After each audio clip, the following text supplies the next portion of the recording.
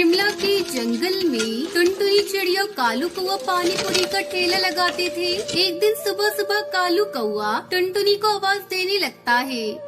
अरे ओ टुनटुनी, जल्दी करो भाई, सारे पक्षी अपने अपने ठेले लगा चुके होंगे। अगर हम देर से पहुँचे तो हमारी पानी पूरी कोई भी नहीं खाएगा। अरे क्या हुआ जी, इतना शोर क्यों मचा रहे हो? अरे भाई जल्दी चलो टुनटुनी, वरना सारे ग्राहक दूसरे ठेले से पानी पूरी खा लेंगे और हमारी बिक्री कम हो जाएगी। अरे शुभ शुभ बोलो कालू जी, धंधे का समय है, देखना हमारी बोहनी बहुत अच्छी होगी। टुनटुनी पानी पूरी का मसाला बहुत ही चटपटा बनाती थी, जिसके चलते उसकी पानी पूरी सबसे पहले बिक जाया करती थी। उस दिन भी ऐसा ही हुआ, उनकी पानी पूरी सबसे पहले बिक गई। कालू जी, अब हमारे पास काफी पैसे इकट्ठे हो गए हैं। ऐसा करिए, आप कल ही जाकर हरी तोता जी को अपना पक्का मकान बनाने को बोल दीजिए। ठीक है टुनटुनी, मैं कल नहीं आज ही जाकर हरी तोता से बोल दूंगा। शाम को कालू कौआ हरी तोता के पास जा रहा था, तभी नदी किनारे कौवी उसे मिलती है। ये कौवी तो नदी में छलांग लगाने जा रही है, मुझे इसे बचाना होगा। छोड़ दो मुझे छोड़ दो, मैं मर जाना चाहती हूँ। अरे तुम मरना क्यों चाहती हो? तुम तो इतनी सुंदर हो, तुम्हें किस बात का दुख है? मेरा इस दुनिया में कोई भी नहीं है। जहाँ भी जाती हूँ सब मुझे गंदी नजरों से देखते हैं। मुझे मत रोको, मेरा मर जाना ही बेहतर है। इस तरह मरने से कुछ भी नहीं होगा, हिम्मत रखो। ऊपर वाले ने तुम्हें अपना जीवन इस तरह नष्ट करने के लिए नहीं दिया है। तुम मेरे साथ मेरे घर चलो, घर में मेरी पत्नी है, तुम्हें अच्छा लगेगा। कालू उस कौवी को लेकर अपने घर आता है। अरे कालू जी, ये कौवी कौन है आपके साथ और आप इसे यहाँ लेकर क्यों आए हो? कालू कुछ कहता, इससे पहले ही वो कौवी कहती है। दीदी, मेरा नाम सुंदरी है, मैं बहुत ही अभागन हूँ। मरना चाहती थी पर कालू जी ने मुझे मरने नहीं दिया और यहाँ ले आए। हाँ टुनटुनी, ये दुखियारी कहाँ जाती, फिर से मरने की कोशिश करती, इसलिए मैं यहाँ लेकर आ गया। अरे ये तो बहुत अच्छा किया कालू जी, आपने किसी की जान बचाई। सुंदरी, तुम्हें यहाँ किसी भी चीज की जरूरत हो तो मुझे बताना, इसे अपना घर समझो। धीरे धीरे समय गुजरने लगता है, टुनटुनी अपने काम में लगी रहती। उधर कालू कौवा किसी न किसी बहाने सुंदरी के साथ ज्यादा समय गुजारने लगा।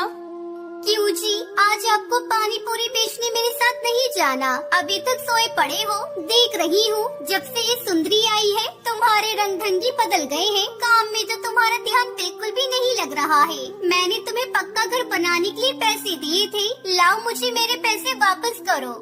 कैसे पैसे? खत्म हो गए वो पैसे। क्या खत्म हो गए पैसे? ऐसे कैसे?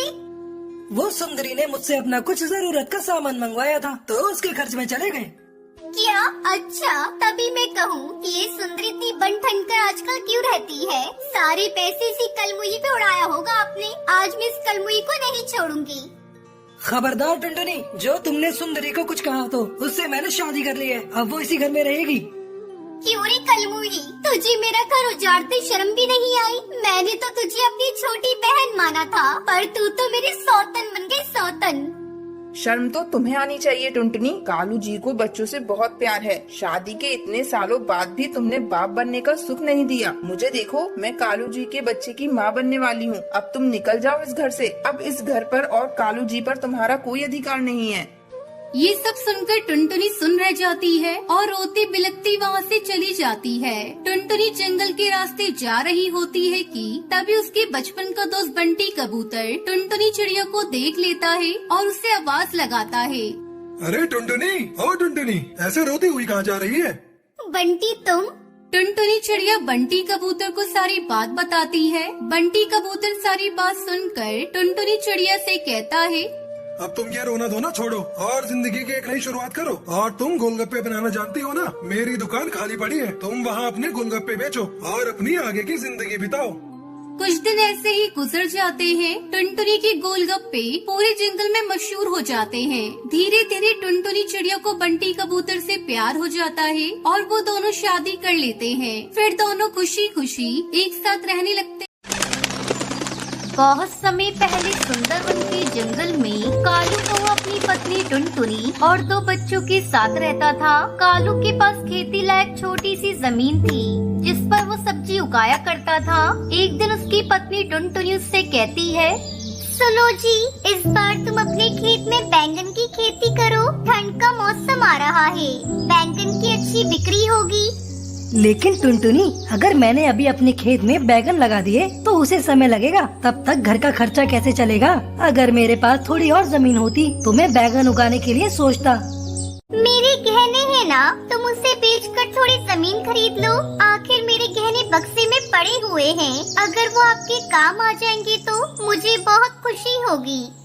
बात तो तुम सही कह रही हो, लेकिन तुम्हारे गहनों को मैं कैसे ले सकता हूँ? आखिर वो तुम्हारे माँ बाप ने तुम्हें दिया है। नहीं नहीं टुनटुनी, मैं तुम्हारे जेवर नहीं ले सकता। जैसे आज तक मैं खेती करता रहा हूँ वैसे ही खेती करूँगा। ऐसा कब तक चलेगा जी? ऊपर से साहूकार का भी कर्ज बढ़ता जा रहा है, मेरी बात मान लो। ठीक है टुनटुनी, तुम कहती हो तो मैं तुम्हारे गहने गिरवी रखकर थोड़ी जमीन खरीद लेता हूँ। अगर बैगन की फसल अच्छी हुई तो उसे बेचकर तुम्हारे गहने छुड़ा लूँगा। अगले दिन कालू को वो जेवर गिरवी रखकर थोड़ी जमीन खरीद लेता है और बोने के लिए खेत की तैयारी करने लगता है। कालू कौवे को खेत में काम करता देखकर बंटी कबूतर वहाँ आता है और उससे पूछता है, अरे ओ कालू भैया, नए खेत में क्या उगाओगे? बंटी भैया, मैं अपने खेत में बैगन की खेती करूँगा। ये तो तुमने बहुत अच्छा सोचा है। मैं भी अपने खेत में बैगन उगा रहा हूँ। अभी भी मेरे पास बहुत सारे बैगन के बीज बचे हुए हैं। तुम चाहो तो उन्हें मुझसे खरीद कर अपने खेत में बो दो। मैं तुम्हें बाजार से कम कीमत पर दे दूंगा। बंटी दूसरों की तरक्की देखकर हमेशा जलता रहता था। उसने कालू को खराब बैंगन के बीज दे दिए। कालू अपने खेत में बंटी से बैंगन के बीज खरीद कर वो बो देता है और खुशी खुशी अपने घर चला जाता है। कुछ दिनों बाद जब वो अपने खेत में आकर देखता है तो उसके बैंगन के एक भी पौधे अभी तक नहीं उगे थे। ये सब देखकर कालू कौवा रोने लगता है और दुखी मन से अपने घर आता है। क्या हुआ जी, आप रो क्यों रहे हैं? बर्बाद हो गई टुनटुनी। मैंने बंटी कबूतर से बैंगन के बीज लेकर अपने खेतों में बोया था, लेकिन वो सारे बीज खराब निकले।